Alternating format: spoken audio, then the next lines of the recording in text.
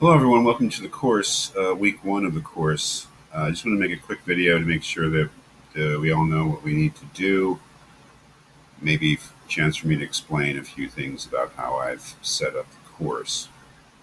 Most important thing, of course, is to go to the Canvas site where it all is. Everything is assignments, readings, uh, video links, everything.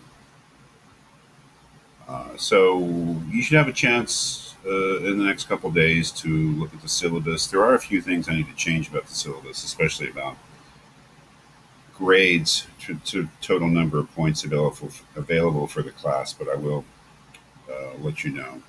It won't be any kind of big change, but I think there are more study question assignments than I had put there, so I'll let you know about that. It's not going to be a big deal. So take a look at the introductory stuff, obviously, course overview, course outline, syllabus. But then we move to week one of the course, and you'll see, yes, the course is organized by week. And everything you need to do, everything you need to have, everything you need to see for that week is contained in the same module. So here we are, week one, August 24th. And we're focusing on Epicurus' letter to Menoicus. So as we look at the week's folder, obviously the most important thing is the reading itself. Today I've just given you a link to the version that we use on the internet, on the MIT Classics website.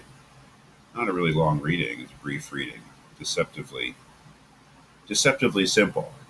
And obviously we're not even focusing on the whole thing. We're really focusing on this part. It starts in the third paragraph. This part right here. So, but let's see that. So yes, the first thing is the reading that you'll find every week, and that's the most important thing. But for every reading, there are study questions, and well, actually, let's start here. There's a video for every reading. There's at least one video. This week there is just one video.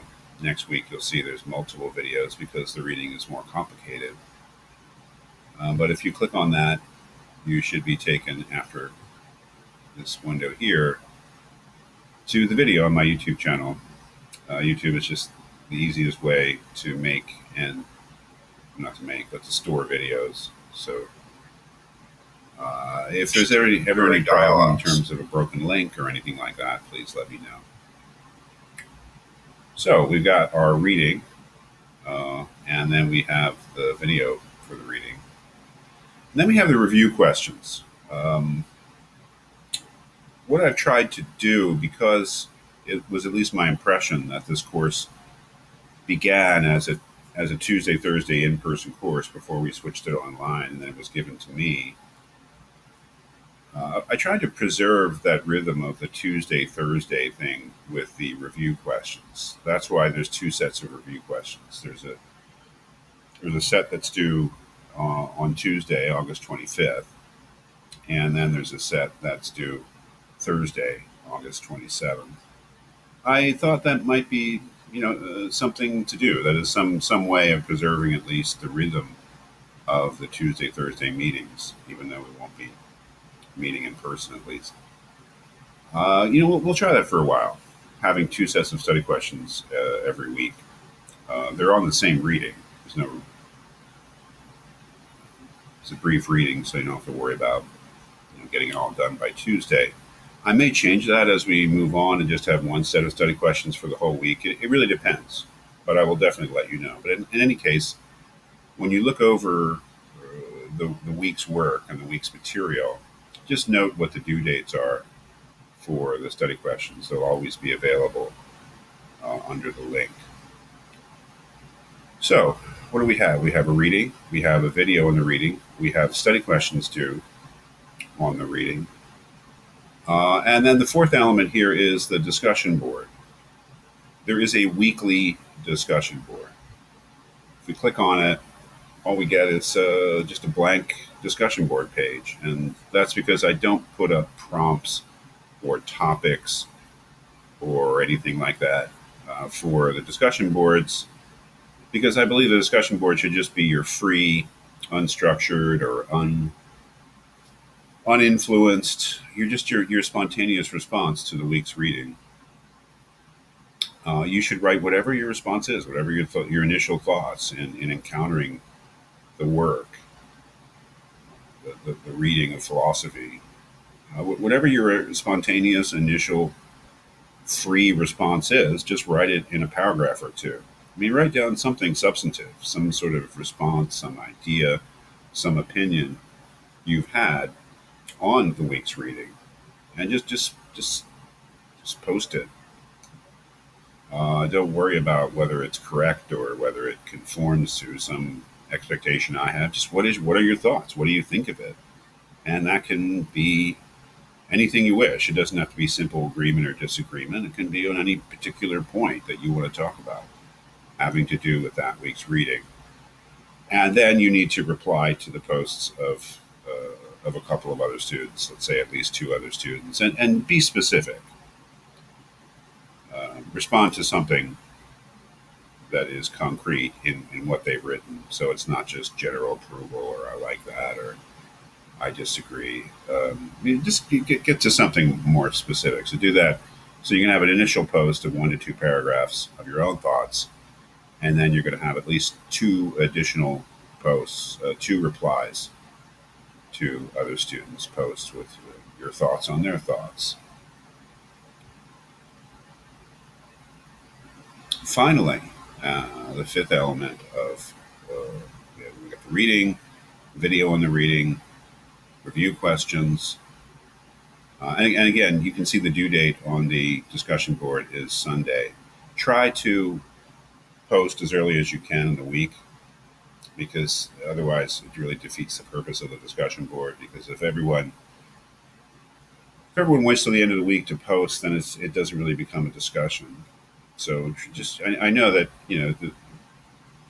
it's unreasonable to ask you to have read the whole thing at the beginning of the week, but whenever you're ready to respond to the reading, whenever you have an idea or response to the reading, please begin posting.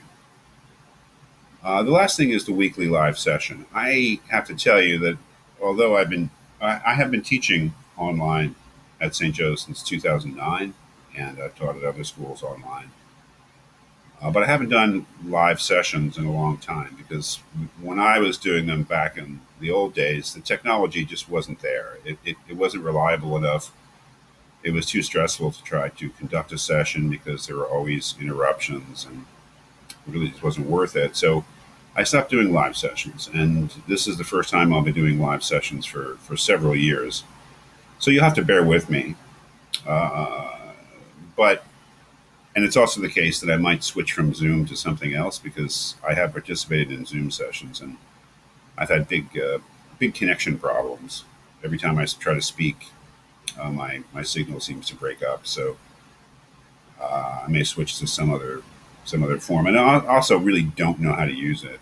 So it'll take me a week or two, probably, to really get used to the technology. But what I've done is I've pre-scheduled this live session, and I put a link to it. So you should be able to find it just by clicking on the link. It should take you to the Zoom meeting, and you should be able to join in right away. And but, just try it. I don't know if it'll work for me. So just try it. On Thursday at 5:00. We'll see how it goes. Things don't have to work perfectly from the beginning. We can have our adjustment process for these things. And so I just wanted to do this video just to say, well, this is how we're going to do it, right? The course is organized by week. You'll always find the reading. You'll always find a video that I've done on the reading. You'll always find review questions, and just note the due date for the review questions. Again, for the first few weeks at least, I've scheduled 2 sets of review questions, one for Tuesday and one for Thursday. If I change that, I will definitely let you know. And if I changed it, it would just be changing it to one weekly set of questions. So we've got the reading, which is always there. Remember, there's no book to buy for this course. The readings are all on the Canvas site, or links to the readings are on the Canvas site. We've got videos that I've made. We've got review questions for the readings.